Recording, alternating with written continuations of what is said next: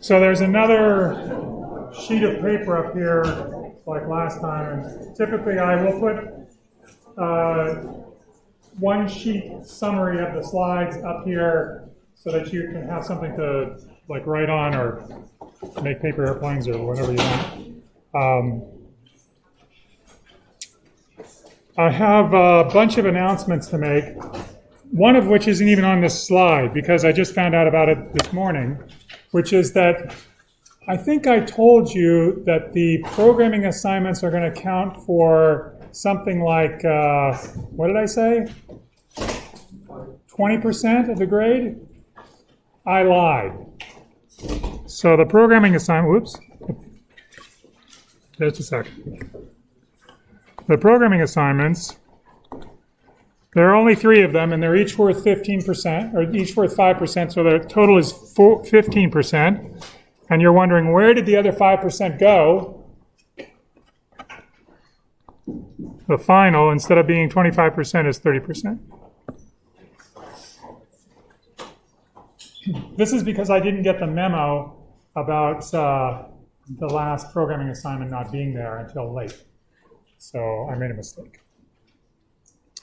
Second announcement. Homework 1 is out. It's due in a week.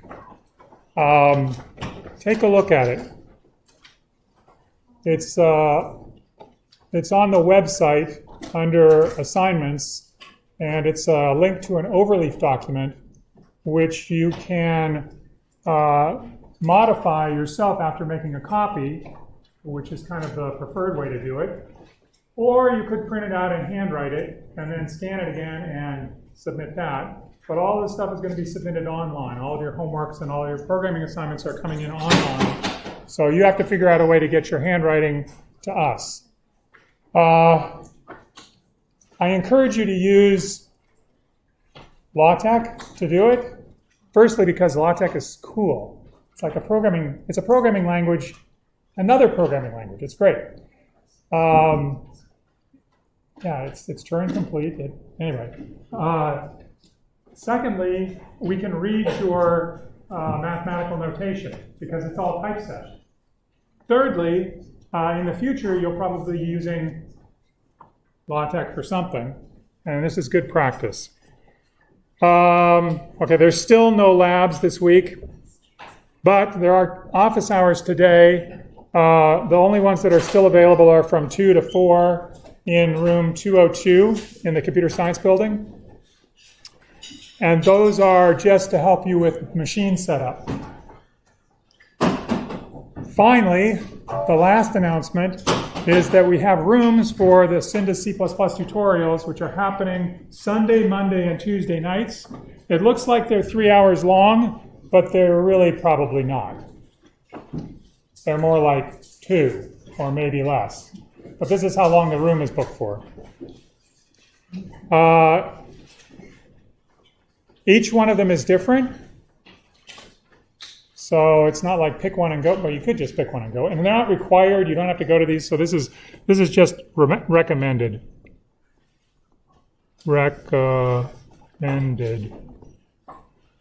If you can do it, that's great. If you can't, there are so many resources online for C++. It's crazy. Any questions about the announcements? Yeah. Do you post these lecture slides? Do I post them? Yeah. Yes. Go to the website. Yeah. Go to the lecture. day for right now is like it's the same as Wednesdays. What? Friday? The 6th is the same as Wednesdays. Really? Yeah. Who's running this show? I tell you. Well, that was me. I posted them. Would you like them there? Yeah. Okay. Right now? That'd be ideal. Yeah. I can't do it right now. I'm lecturing. But I'll try to fix it. I can't believe I got lecture 1 up there. I don't know. It's crazy. But don't worry, I will fix it. I'll write myself a note.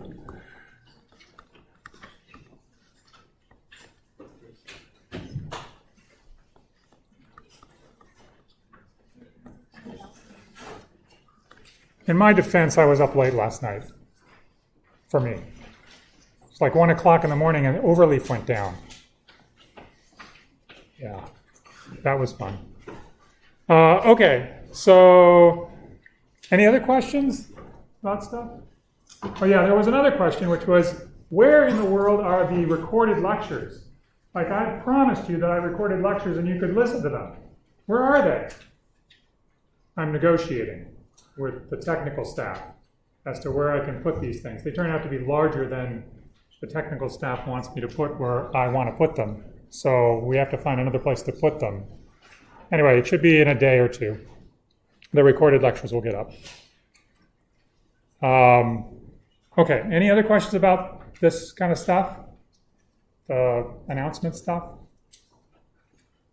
Okay, let's really hope. Can somebody look at the homework and make sure that I actually got a right homework up there? That would be disastrous. But actually, I'll try to fix the lecture slides right after this lecture. Okay, so today's plan is we're going to talk about algorithm analysis of runtime.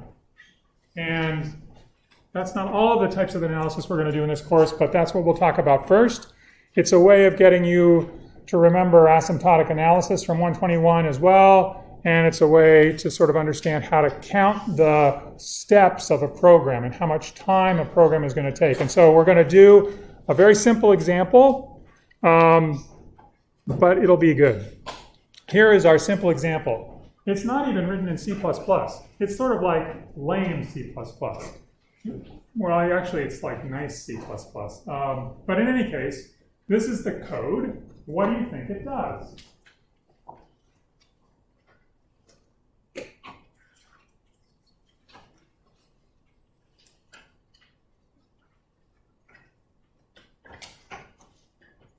Anybody? Try to make a guess? It finds like a key in an array. And outputs 1 if it finds it, and -1 if it doesn't. oh, that's an I, actually. Oh. I know. Oh. Sorry. But yeah, you're right. It outputs the index of something in the array. It looks like what it's doing, it's cleverly labeled find. So that sort of gives you a hint as to what's going on. But yeah, it looks like it's looking through an array. There's a for loop there. It's iterating over all of the elements in the array, and it's checking to see if the array location contains and matches input value key. And then it returns the index. So it finds it, and it returns -1 if it fails to find it in the array. Do you think it's correct? Is it precise enough to be correct in your mind?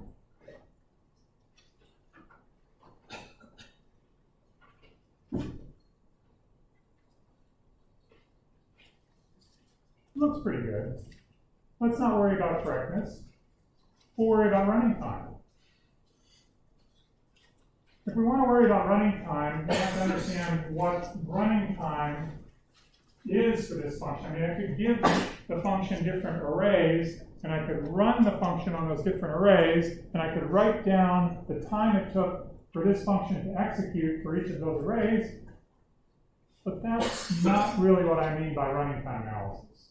Okay? That's examples of running time, but I want something which will tell me how the running time of this program will change as the size of the input changes. So the first step is to try to figure out what is the size of the input. So what do you think is the size of the input? Yes. Length array. Length of the array. That's a great idea. So n is equal to the length of the array. And we think that the running time should be something which would depend on the size or the length of that array. And so that's an interesting parameter to understand. Now, it's also possible that the running time could depend on something else. Can you think of anything else it might depend on? Looking at this code? Not much there. Yeah.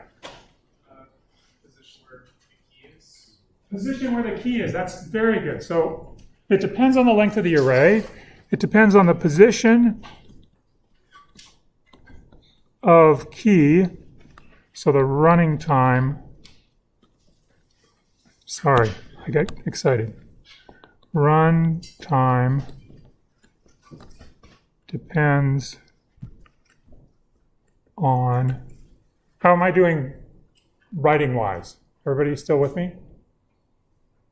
Okay. Yeah, you're not? A little larger? Yeah. A little more clear? Okay, I'll try it.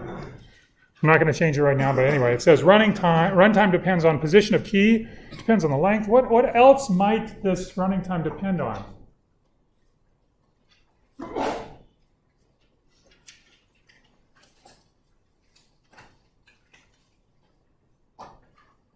Yeah? Quality of the computer. The quality of the computer. True.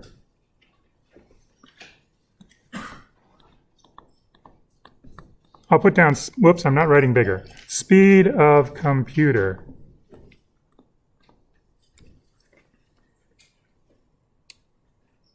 Anything else that it might depend on?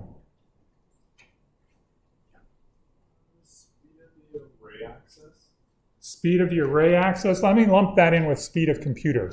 I mean, the speed of the operations that are being performed is important here, and that's a good point. But we can talk about every single instruction here. In fact, there's one particular instruction I'm interested in the speed of in this case. There's one extra thing that's just kind of puzzling, which is why it's not written in C++. And the puzzling thing is this. At least for me, I would want to know how long is that going to take. For example, if the elements of this array were a bunch of DNA sequences of length 3 times 10 to the 9th, this comparison operation could take an awful long time. So it's possible that comparisons might be also important. Now, if that's the case, then the size of the elements in the array, the size of the key, might also be a parameter that we would be interested in for calculating the running time. So maybe size of array elements.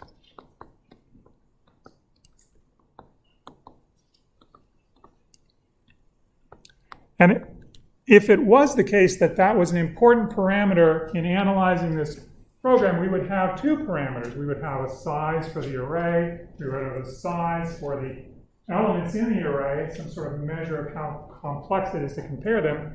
For now, we're just going to stick with your original answer, which is length of the array. Okay, so now it's the point where we've chosen the parameter that's measuring the size of our input.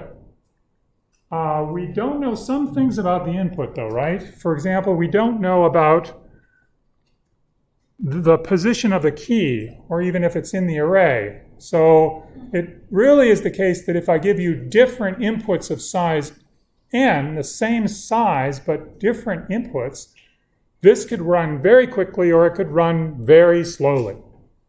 So what do? We turn the page. We think about what we want to say.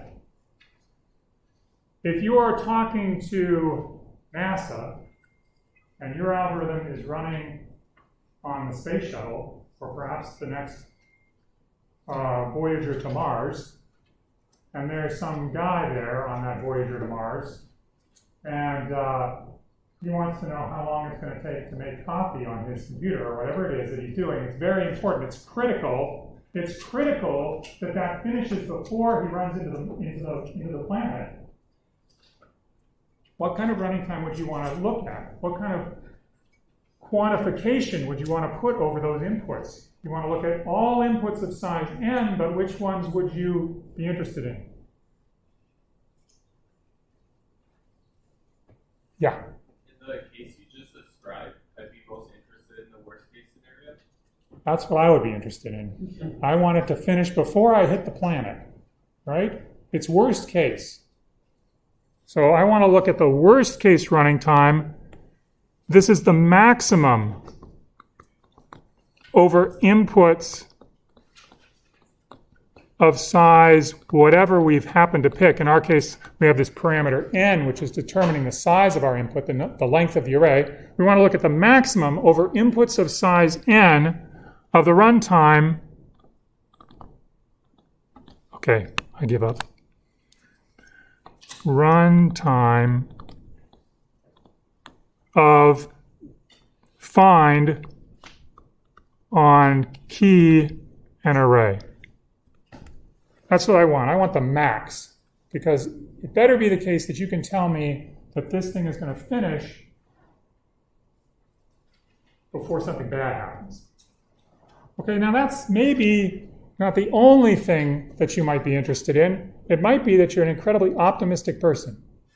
You might be, there aren't very many of them left, but there might be some optimistic people out there, and they might say, I'm not interested in worst case. I'm interested in best case. By the way, what is the best case for this algorithm? Yeah. That the first element in index 0 is what you're looking for. Yeah, that's great, because you fall right into that spot. It's I equals 0. You check, you're done. It takes how much time? Order 1, constant time. It doesn't depend on the length of the array. Your best case running time is really quick. You can make the array bigger and bigger and bigger, as big as you'd like, and it always takes the same amount of time, because in the best case, it's always in the first position. That's like buying lottery tickets, right? You're like, I'm going to get it this time. Yeah. Quick question. Why is the input size considered the array in this case and not the array plus 1, which is the key? Well, you can choose it to be the length of the array plus 1 if you'd like. But, in fact, the most natural measure of the size of the input in this case is the size of the array. And the reason is because you're not performing operations. Like if maybe there were 2 arrays, then you might say, well, I should have the size of both of them because they're important if I'm doing comparisons between the 2. But this is like one thing that you're sort of comparing every single time. Now, it could be the size of that key is important. And I don't mean to say that when I look at the worst case input that I'm only looking at worst cases over the array. It could be worst case over the keys as well. So it might be that, for example, you choose a key that's not even in the array, which sounds like a pretty bad case to me. By the way, what is the worst case running time for this thing? Like about, roughly speaking, something like. I mean, you can't do worst case and worst case. That would be just too much. Nobody else is paying attention. It's like 3 people. Oh, you are. Oh, thank you. Infinity just never stops. Hypothetically, if you gave it a big enough array list. Ah, excellent, excellent. Infinity, if you gave it a big enough array list. That's assuming that I'm taking worst case not only over types of inputs of size n, but also over n itself. So you're allowing me to maximize not only over inputs of size n, but also maximize over n. We're not going to allow that.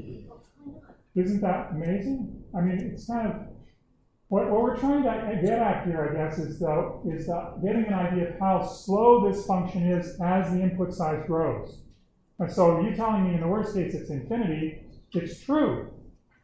But you're like really pessimistic. I mean, I'm just pessimistic to say it's the worst input of size n, and I would like to understand how that running time grows as a function of n.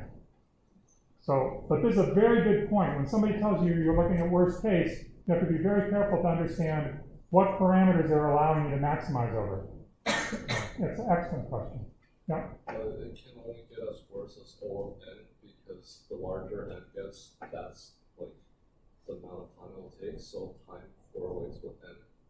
Yeah, it seems like it's going to be something like linear n, like some constant times n or something like that. We'll figure it out in just a minute, but anyway, I just wanted to make sure everybody's on board here. Average case, sometimes it's not the optimists, it's not the pessimists, it's the people that are sort of wishy-washy in the middle, and they say, well, let's look at the average case. Average case is typically difficult. because you have to decide on a distribution over the inputs. Like maybe you would say, all possible inputs of size n are equally likely. What does that mean? What's the universe of possible p-values? What's the universe of possible array elements?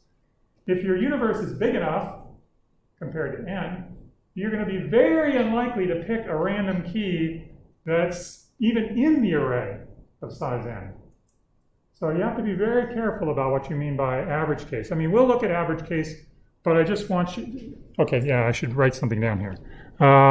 Best case, replace the max with a min. Average case, replace the max with average over inputs of size n. But here, you have to know what is the distribution.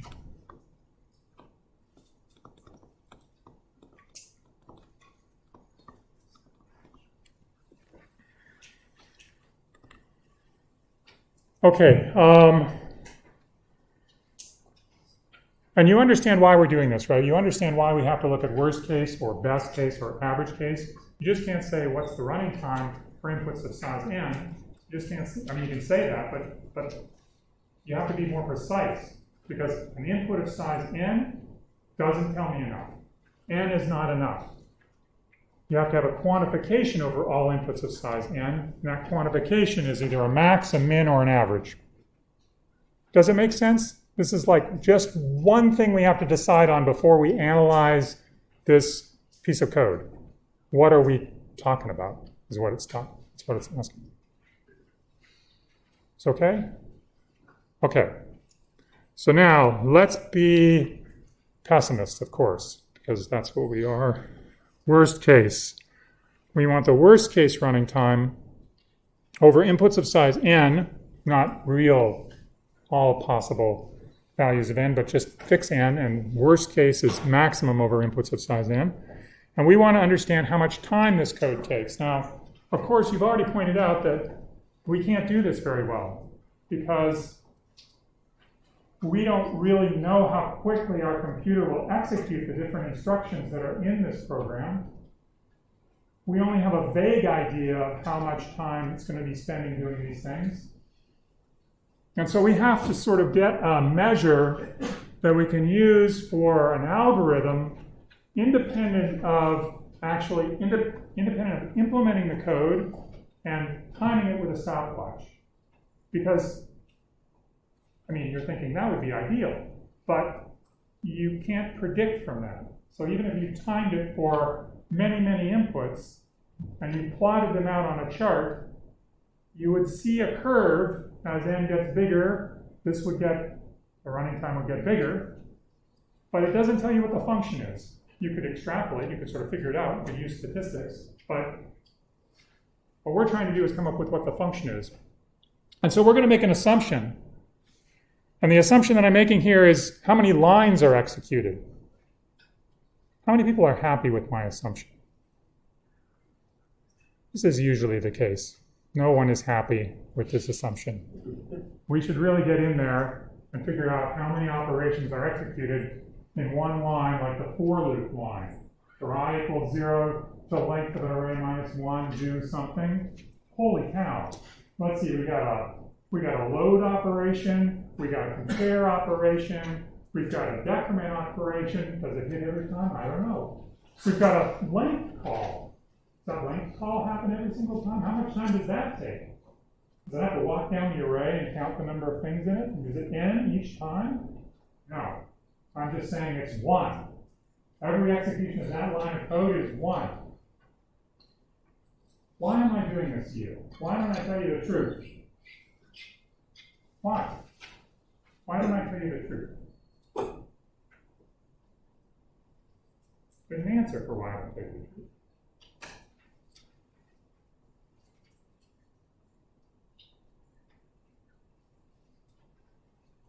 I don't know. It's too complicated. It's reasonably close to approximating it as one step, as long as you don't do something stupid in one line of code, like, for example, calculate the nth Fibonacci number. So those are the assumptions that I'm making, and those are the reasons that I'm making the assumptions that I'm making about how we're going to count the running time. Now the real thing is to try to count things that are going to take something that's a constant number of steps, a constant amount of time. So that's really what you want to be looking for. But in what we're doing in this class, usually lines of code are going to be just fine. One statement per line. That's typically what we got in this course. So we're going to count lines. I know you're not happy, but that's the way it is. So are lines the right unit? No. They are a proxy for time.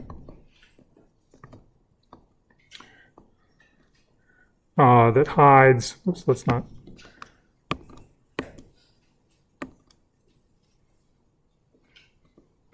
That hides many details. And that's good because it's hiding a lot of details, but it's also bad because it's hiding a lot of details.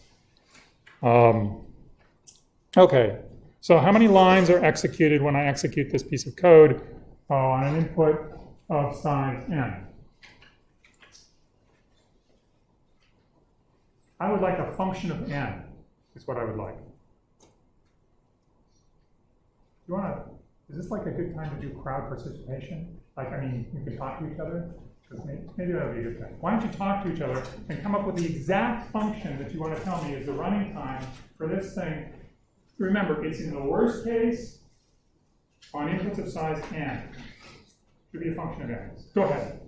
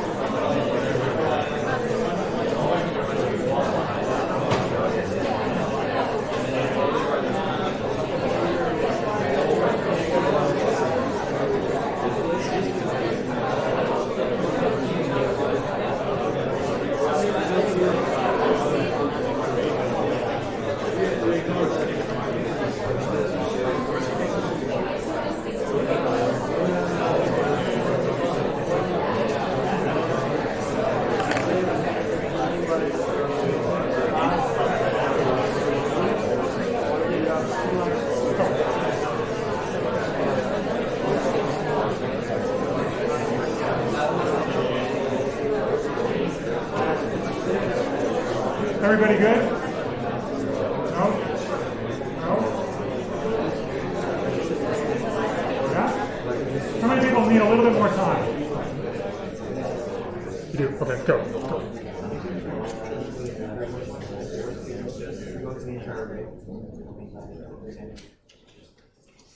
You know, if you really wanted to find the answer, you could just look at that sheet of paper that you picked up, go to the next slide and read what I wrote, and it would be done. Now, however, I could be wrong. There's a lot of variables in this. I mean, it's a very simple piece of code, and yet, nonetheless, it's complicated. So can you tell me a solution that you came up with? I'll tell you mine. Mine is, I think, 2n minus 1. Is that correct? Whatever else? Plus 1? Oh, that's right, 2n plus 1. Okay, great. 2n plus 1. How many people would like to say, hey, wait a minute, that's not right? I got n plus 2. N plus 2.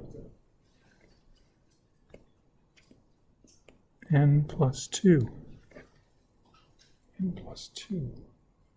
I'm counting lines of code. So you're saying this code, this line gets executed. Yeah. This line gets executed. Yeah.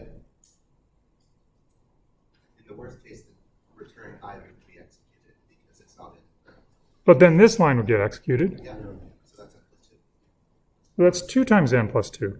This is 2 lines of code. That's 2 times n plus 1. Right? Because this is 2 lines of code per iteration. And so this is great. You're agreeing with me.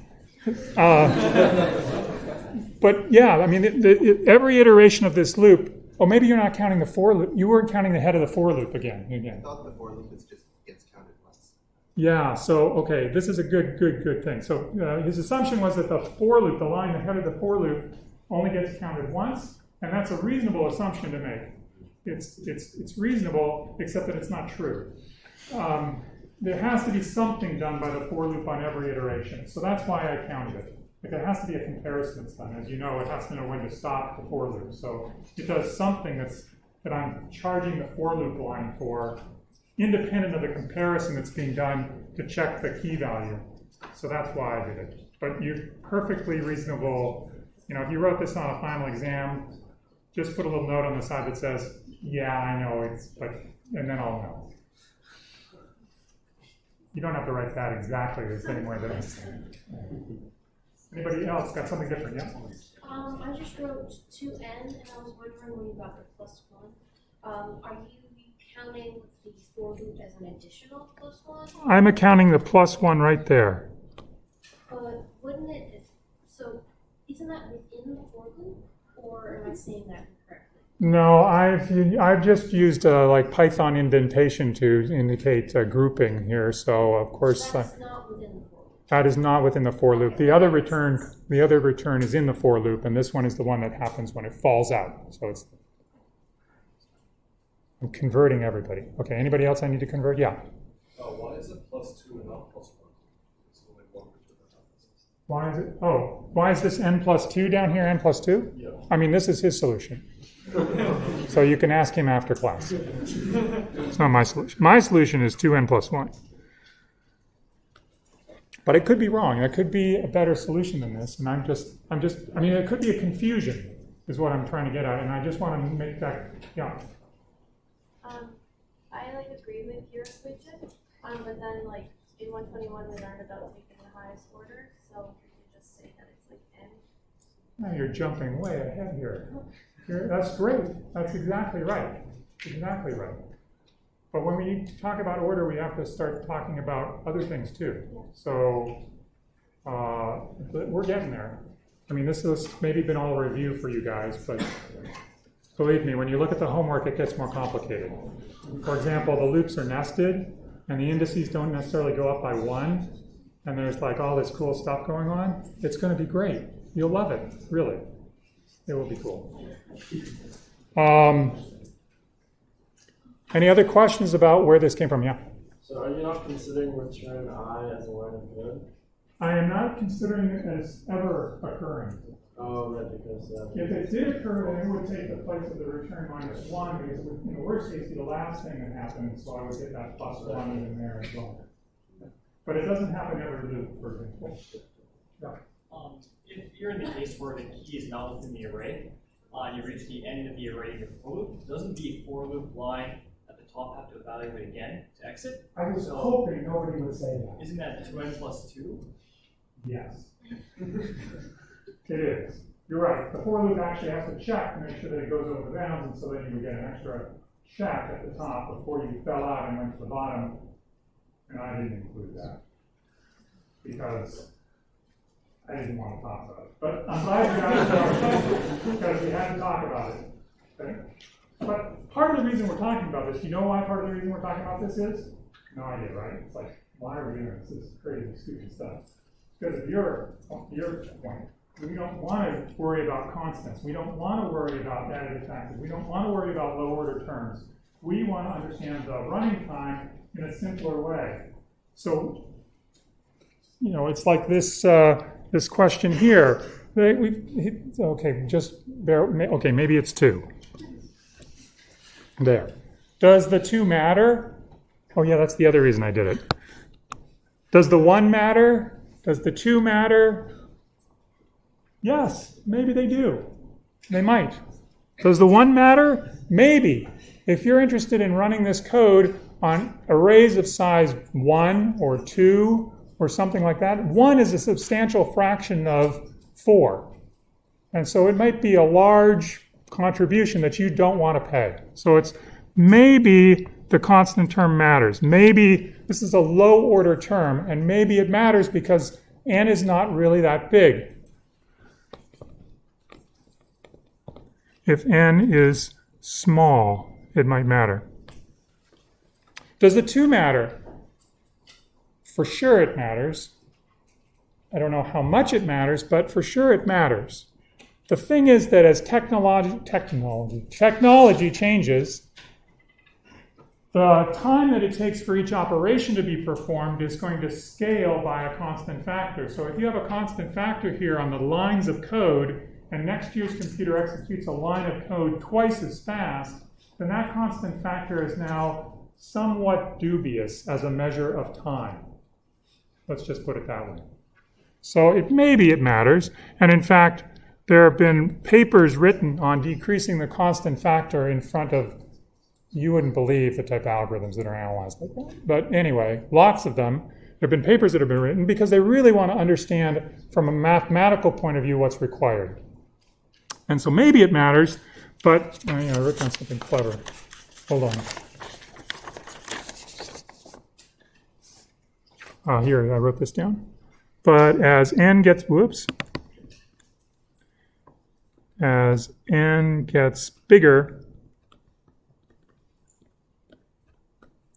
low order terms, these are the terms that are not the dominant terms in terms of powers of n. So n is 2n plus 1. There are 2 terms, 2n and 1, and only one of them depends on n. The other one's a constant term. If you had something like 2n squared plus 3n, the 3n would be a low order term. It doesn't have the same exponent, the same power of n as the high order term. If n gets bigger, the low order terms go away. The lower order terms are dominated.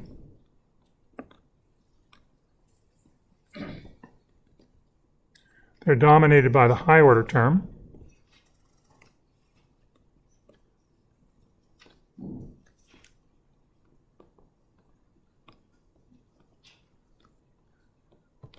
And as technology changes,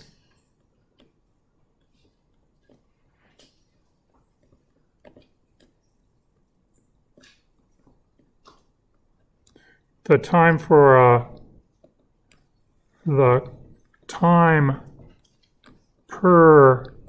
line changes by a constant factor.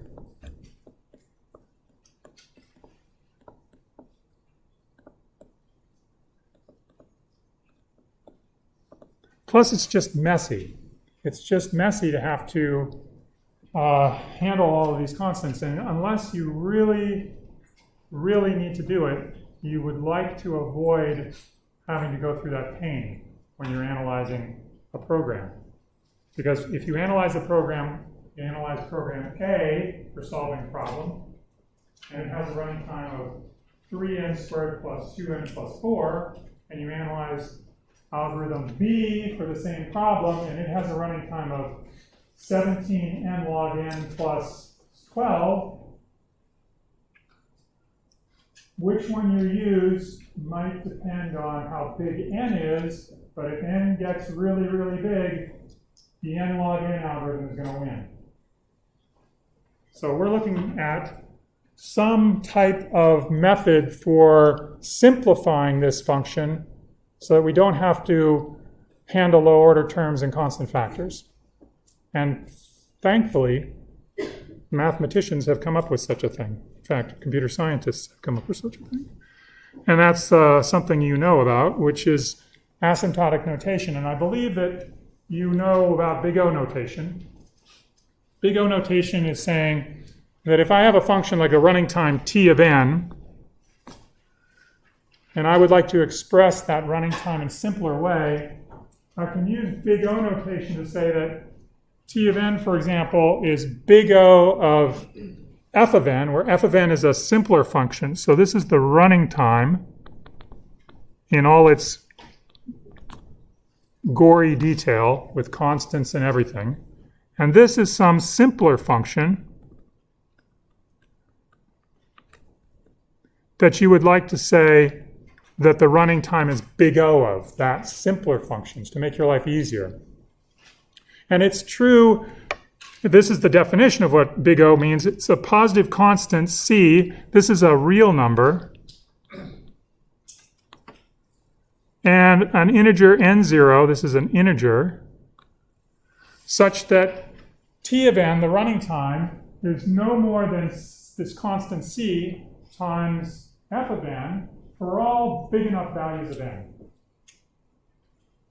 And if you get that, then you have that t of n grows no faster than f of n, up to constant factors. So this should be review, I hope. But it is a kind of a mouthful to say. So if you have questions about this, it's a good time to ask. All this is notation. I mean, we just went through the process of counting lines of code, and we got a function, 2n plus 1. But we are a little bit sick of writing down 2s and 1s and all that stuff. We want something simpler, so we turn to asymptotic notation. So you tell me, according to this definition, 2n, whoops, right over here.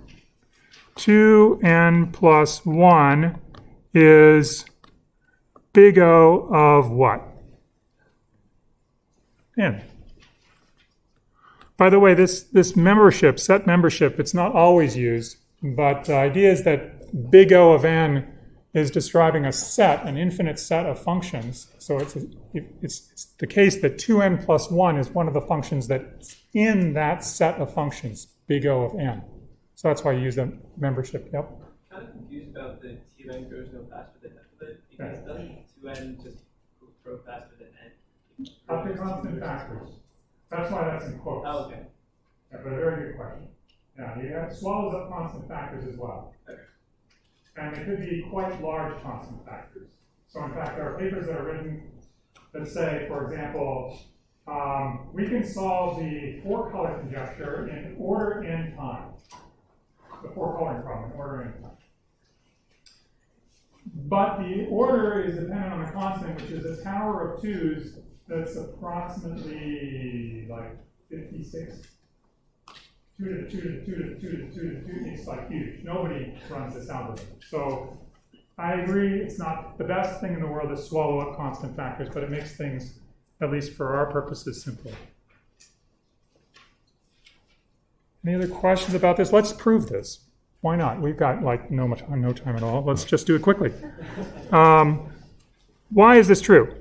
At this point, I would have you figure it out, but I'm going to figure it out because that way it's faster. But no, that's not that it's faster. It's that I would have to do it again. Okay, so 2n plus 1 is less than or equal to what? We have to say it's less than or equal to some constant times n. What constant would you like that constant to be? 100. You like 100? Okay, we could try that. Should we do it? I don't like 100 because it's 3 digits long. And I'm a lazy guy. 10? 2 digits. 1? Did somebody say 1? Is 2n plus 1 ever going to be less than 1 times n? No. Sadly, no. What's the best hope for this? I mean, not the best hope, but the smallest hope. The thing that I can... You don't have to do this. If I ask you to prove something, use 100. It'll take you longer to write the proof, but that's okay. But I don't have that kind of time. I'm talking too much. So I just write down something like this. It's less than or equal to 3n for all n greater than or equal to 1. And you say, well, that's not a proof. That's a statement. You are correct. That is a statement, not a proof. This statement is true if and only if. So this thing means if and only if.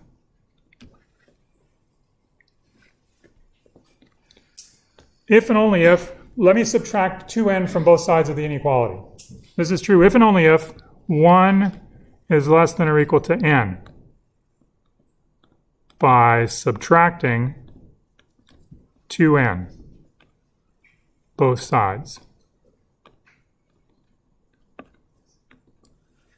And n is greater than or equal to 1 is true because I told you it was. I assumed that n is greater than or equal to 1 because I told you that. N is greater than or equal to 1. This is true because n0 equals 1. That's all we need. This seems like a backwards proof, right? Like I said what I wanted to say at the beginning, and then I sort of did some magic. You can derive it from first principles. You could say n is greater than or equal to 1. Therefore, if I add 2n to both sides, I get that 3n is greater than or equal to 2n plus 1. You can do that if you'd like to. I don't care. It's an if and only if in this case. You can go either way. Okay. Any questions about this?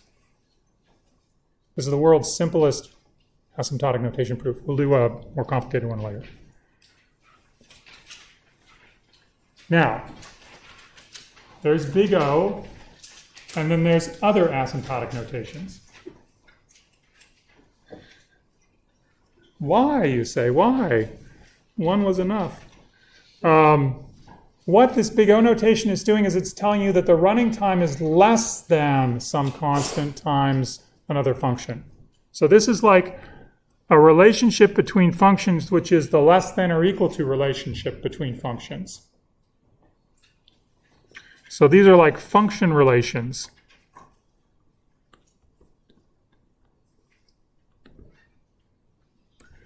And this is a good function relation. Big O is a good function relation to use when you're talking about the worst case running time of a program, because you want to make sure that that running time is less than or equal to something. And so the big O says it's less than or equal to some constant times n, for example. So you won't run into Mars. But on the other hand, it doesn't tell you, it just tells you it's less than or equal to that. So for example, I could have said back here that our running time 2n plus 1 is less than or equal to n cubed, some constant times n cubed. So 2n plus 1 is also a member of big O of n cubed. It's true. According to the definition, this is true. So it's not a tight bound, but it is a bound. And so it may be that you want the bound on the other side. You might want to say that the running time is bad. Like, for example, you might think that that's not good. You might say that my find code is bad because its running time is greater than or equal to some constant times n. So you might say it's not its big O of n, not that it's less than n, but it's big omega of n. It's greater than or equal to n, because you're trying to, diss my find algorithm,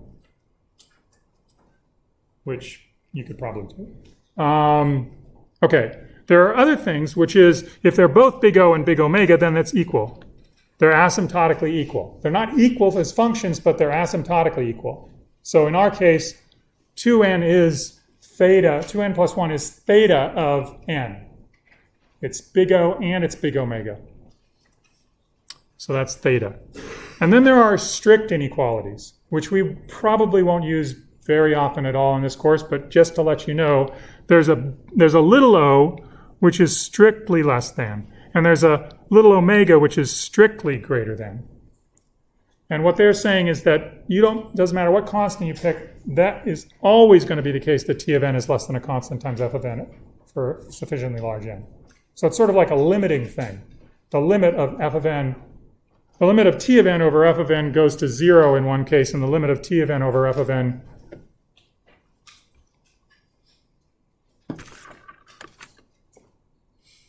this is a good place to stop. Limit of T of n over f of n equals 0. That's what this guy says. The limit as n goes to infinity. That says limit. And if you want that limit, if that limit actually goes to infinity, as n goes to infinity, then you're in little omega. Okay. So anyway, there's a whole smorgasbord of asymptotic notation for your enjoyment. I will see you next week on Monday. Have a good weekend.